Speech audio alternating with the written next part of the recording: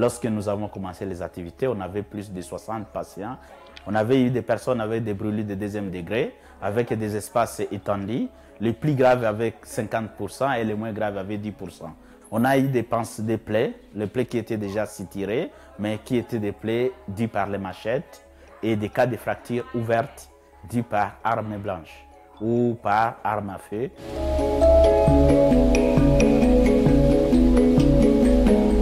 Nous avons les maladies parasitaires et après nous avons le paludisme.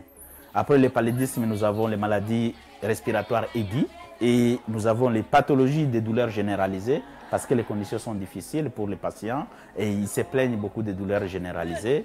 Et en dehors de ça, nous avons la situation de beaucoup de cas avec des infections cutanées, des gales, de mycoses, avec les conditions d'hygiène qui sont précaires dans les îlots. Nous avons aussi des problèmes des infections urinaires et des problèmes des affections gastriques.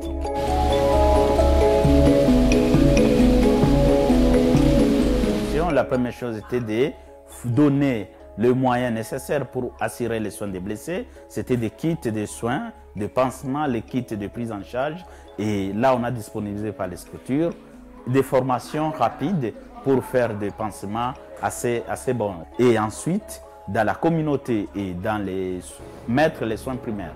Donc, mettre les cliniques mobiles en place pour soigner toutes les pathologies aiguës et aussi récupérer si dans la communauté il y a des blessés qui n'ont pas eu l'accès aux soins, de les amener facilement dans les structures de soins pour recevoir les soins.